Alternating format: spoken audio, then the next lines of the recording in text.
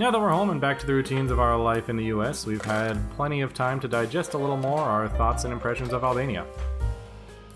There are so many positives we can totally envision for our future self, but we want to also picture the potential struggles to see if there were any aspects of our experience that would be absolute deal breakers for our plans to stay long term.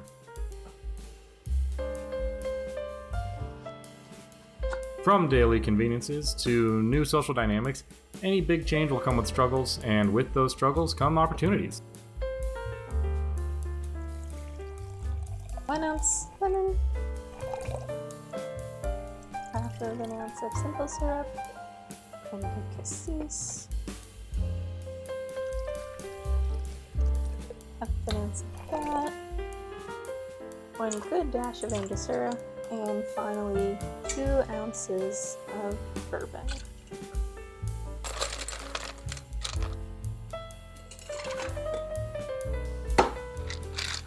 So, grab a drink and join us while we unpack some of the baggage we brought back from our trip.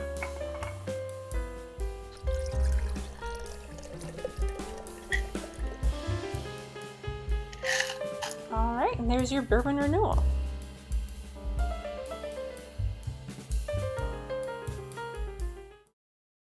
So,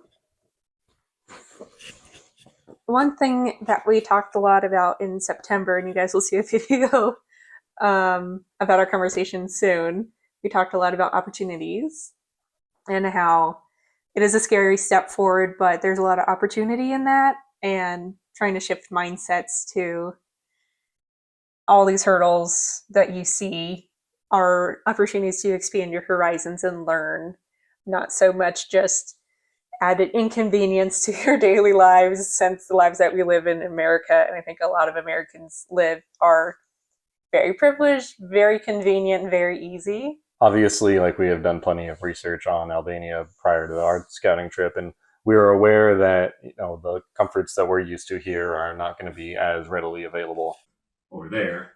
So we have obviously come to terms with that, and we're okay with that and given up some of the things we're used to here. But just because we know that that's going to be a problem or a challenge for us doesn't mean that it's not going to be difficult. So every time we run into a little hurdle, it's just an opportunity to either learn to live without, or to learn to do things a little differently, or just learn a different lifestyle. I mean, that's part of one of the things that's probably most exciting for me about this whole move is just, I've lived this way my entire life. I've lived within 50 miles of the hospital I was born in my whole life. So learning to do things a little bit different way and solve some new problems and just change things up a little is exciting to me. At least that's how I'm trying to frame everything that is scary. It's not scary, it's exciting. Yep. A lot of the comments that we've gotten, a lot of people talk about dogs and pets and the hurdles that it is to bring them over. That is definitely an expensive and a logistical problem. There are solutions to it. You just have to determine what one is the right solution for you. For me, the biggest thing with them will be probably figuring out any dog boarding and situations. We're going to try to take them around with us when we can, just to save a little extra money, but that's not always going to be a viable option depending on where we're going and for how long. So we'll have to figure out. We spotted plenty of vets offices and plenty of pet stores, but we didn't explicitly notice very many pet hotels. And figuring out, I mean, this is going to go back to making friends and having somebody that's can recommend a spot for us.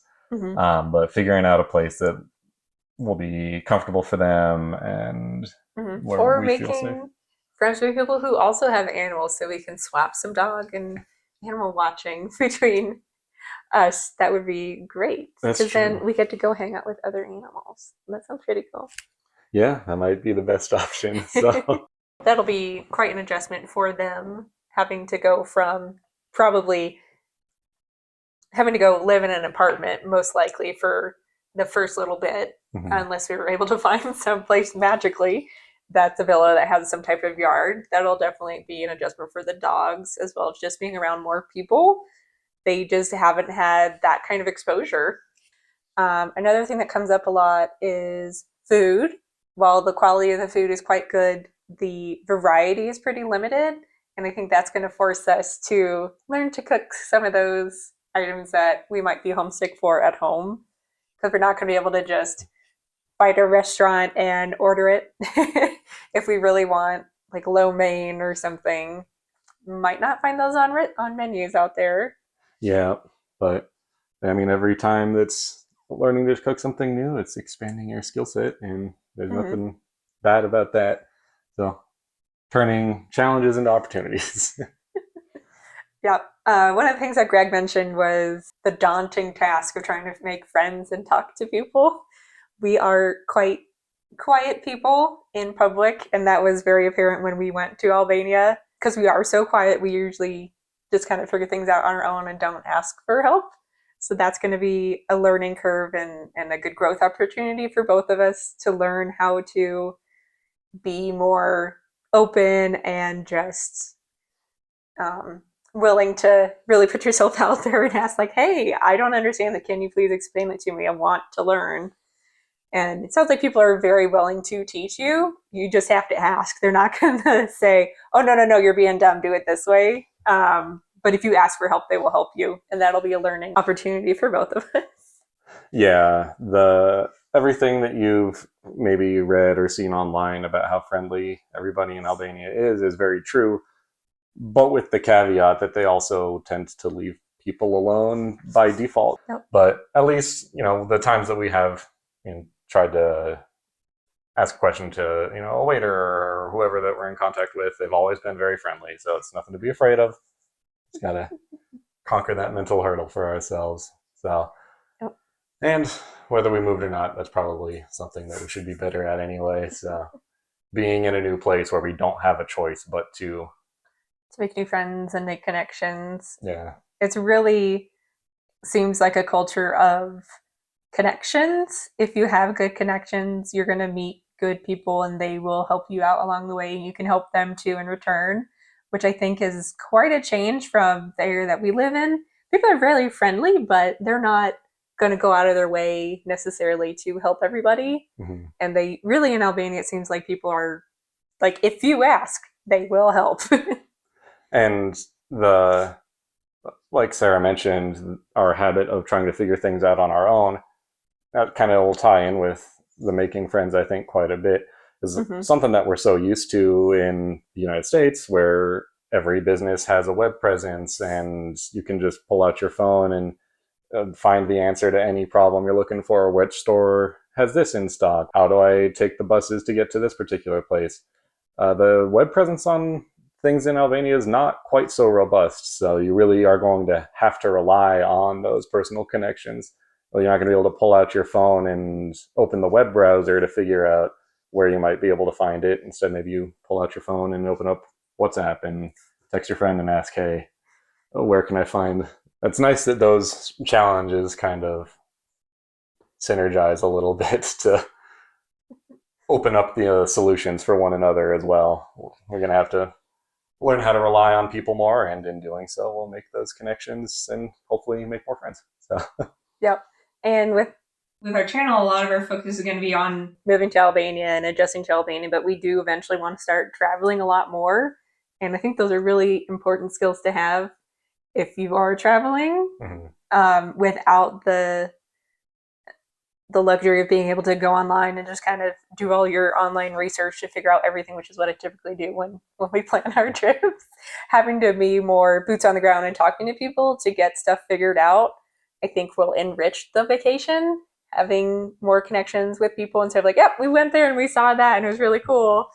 But yeah, it's the little off-script adventures that add that extra little flavor to the trips that we get occasionally, but again, because we are so introverted, we don't get a whole lot of those. So once we learn how to initiate conversations and make connections with people a little bit better, hopefully we'll be getting a little bit more of the unique flavor everywhere we go somewhere, every time we go somewhere.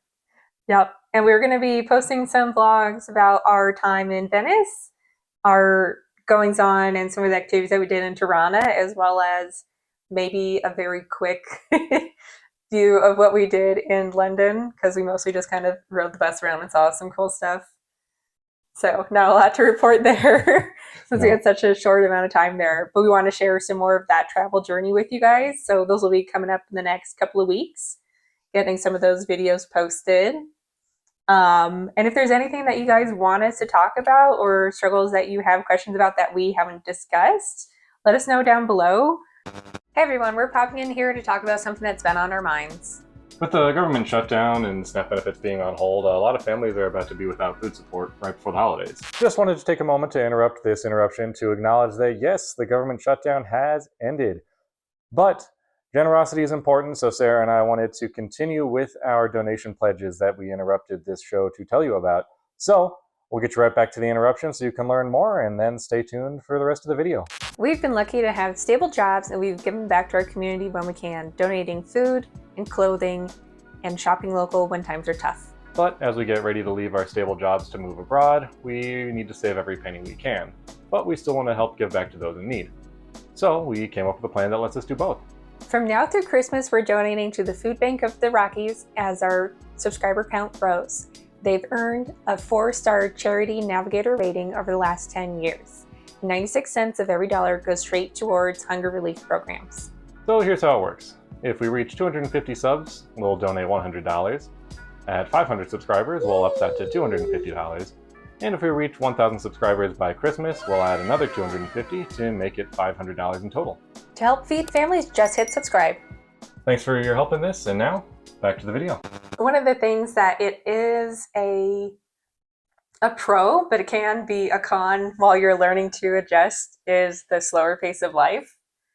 We were on vacation, but I was still having a hard time slowing down some days, not wanting to take the 2-hour coffee break because there's other stuff I wanted to do. So that'll be good for me to slow down a little bit and enjoy the smaller things. And I think that'll make having some of the conveniences that made life just easier to navigate not there will make it a lot easier to just kind of go with the flow and appreciate the slow days, because there is no other option. You just have to shut up and put up and enjoy your day. Yeah, we're so used to the just go on to the next thing. Our work days, it's wake up and immediately start getting ready for work, and then work all day, and then immediately get in the car and come home, and then immediately start dinner and then for us pretty much immediately go to bed. So having to really get more used to taking your time in the little activities instead of rushing to get your coffee made and out the door. We can slow down and enjoy each other's company a little bit at a coffee shop instead, and instead of always trying to get everywhere at a certain time, we'll be walking everywhere instead of sitting in traffic stressing about why isn't this car in front of me going faster? I got to be somewhere. Yeah. So I think it'll be a good change once the adjustment has been made, but it's definitely going to be a little bit weird. I think I'll feel like that kind of looming, nagging feeling like I should be somewhere right now, or I should be trying to get somewhere, or what am I forgetting, until I learn how to relax a little bit more as the default. Yeah, learn a little more patience, I think will be key for me. So yeah, I think that's one that has a pro and con. One that I've been trying to think through if there is a pro. For me, there isn't. Smoking is definitely quite prevalent. That's one thing that I think you just have to be flexible and be okay with that, assuming you don't have any health concerns like asthma or anything like that. But just check it out. See if there's restaurants at certain times of year you don't want to go there because the smoke is too bad. Decide if you're comfortable sitting inside or outside. I think that's just going to be something that's a learning curve for us. Greg looked it up and it was like the 90s. Yeah, in our area when smoking was banned. It's been banned in our entire state since we were like 12 or 14, but in the county where we lived and some of the municipalities within that county, it was virtually our entire lives that it's been heavily restricted on smoking indoors. So it's been a hot minute since we've been around that many cigarettes all at once. And it is something that we had read about and heard about online before, but you don't really know what that's like until you're in it. It was certainly a lot more prevalent and a lot more oppressive in odor in general than the times we visited Italy or Spain or Portugal.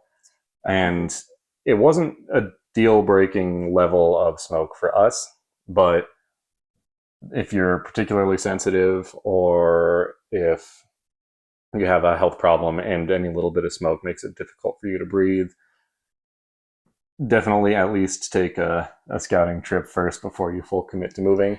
Yeah, in Tirana, most of the places that we went to go get coffee were quite packed, and at least half, if not more, of the people were smoking at some point in time while they were out there, because we were sitting outside a lot of the time. Everyone was outside, no one was sitting inside, so we didn't want to be the weirdos sitting inside.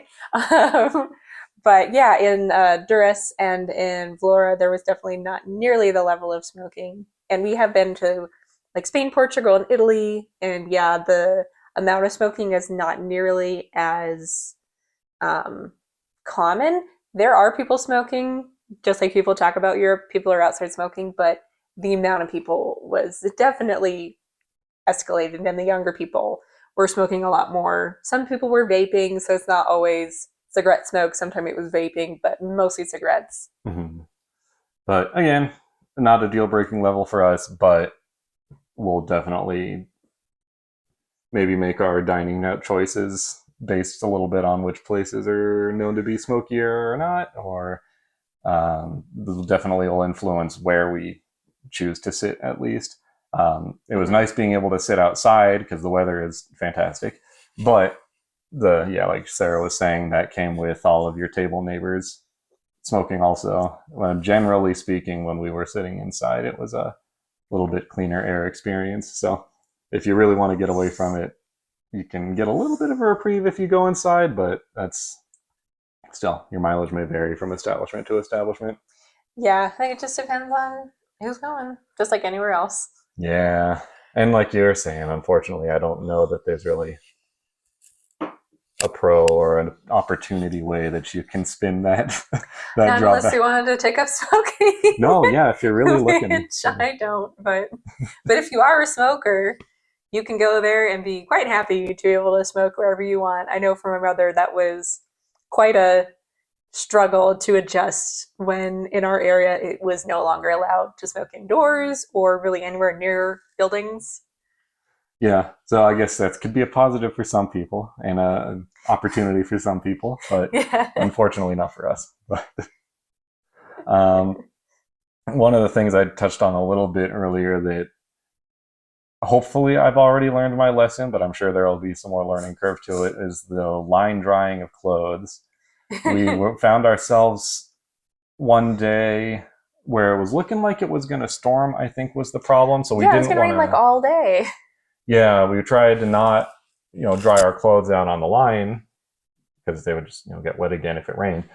So we tried to dry them on. We turned a chair upside down and hung the clothes from the chair instead. And when we got back in the afternoon from our day out, it was so humid in the house. Yeah. And we're not used to that in Colorado, A, because we have a dryer that ejects all of the humidity out the vent, and B, because it's Colorado, and it's as we dry. learned earlier today, it's drier than the Sahara on average in Colorado. So even if the house gets a little humid, it feels nice instead of humid.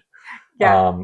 But having to learn to check the weather to make sure you're going to be able to dry your clothes when you do your laundry, and knowing that just having fewer clothes too to make that like weekly occurrence so much easier to do, because we definitely wait way too long to do our laundry because we have plenty of clothes that it can stretch a while, and we have a dryer. Don't have to think about it much. Just throw it in the dryer and then you're good. You don't have to make room for all of the clothes to dry. That'll definitely be a learning curve for myself with my too many clothing. Yeah, laundry habits will be very different. But I guess the whole laundry experience, it'll probably take us a few months to really figure out a flow and get a handle on it, but that's okay. There's nothing wrong with doing things a little different.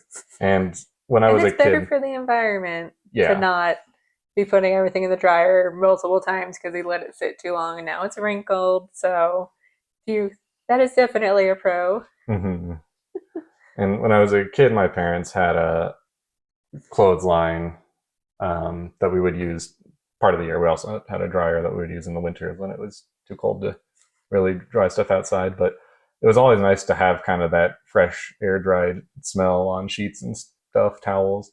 So that's Mhm. also a plus too. Better And for the the environment. You get a nice little fresh smell. and the sun disinfects the laundry in a different way than just Yeah, putting it through the dryer. So there's some health benefits. there you go. So just a little loss of convenience for all of these extra benefits. I Yeah. think that's overall a net gain. Yeah. I would say for me, one of the bigger cons is definitely going to be limited washing machines. I'm someone who I will let dishes sit too long, but with smaller quarters and not having a dishwasher, that'll be something that I need to learn and be better about so Greg isn't stuck doing all of the dishes because that's not fair to Greg. Yeah, I was actually talking to a friend of mine who recently moved into an apartment with his very first dishwasher, and he doesn't really like it. He doesn't? No, he has found that it really just makes you need twice the amount of dishes because they spend an entire day sitting in the dishwasher waiting for it to fill so you can actually run it. Mm-hmm. And then they end up piling up while the dishwasher's in use, and That's our it just makes you problem. lazy. So when, yeah, in his eyes, and I think he's kind of right on this. If you just do the dishes by hand as soon as you're done with them, so they're ready for the next time you need them, then they're always just done instead of always sitting around in a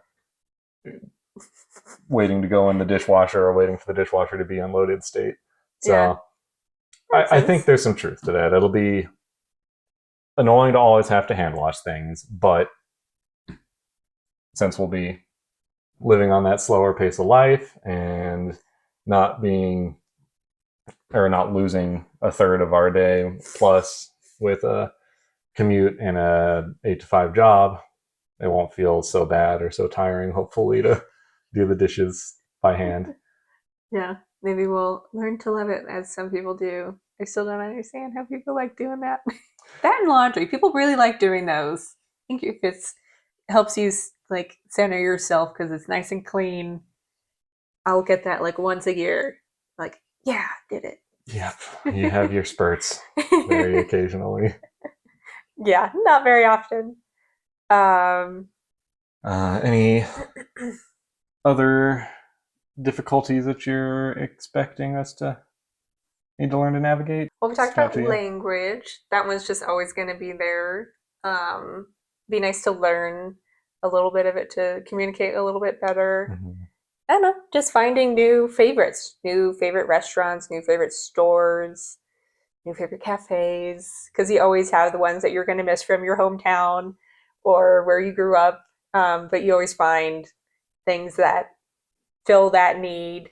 So I think that'll be nice, just having more experiences and really affirming that you can go outside of your little bubble where you are and find things that you enjoy and that you like. Mm-hmm. Not that we're like super hermits and we never leave our house, but Quite literally a whole new world of opportunity over there to learn new things and try new things, and it's exciting. All right, and well, thank you guys. I think that wraps it up for today. So thank you for joining us. And if you enjoyed a little bit of what we were saying, or you want to see more highlights from our trip that'll be upcoming, don't forget to subscribe below. We plan to hopefully get some more videos out for you very shortly that'll show a little bit more of our time in Albania and maybe less of our thoughts. As I know that's really what a lot of people are after, and what we were after a lot is trying to see more of what Albania was like. And we've got some of that coming, so don't worry.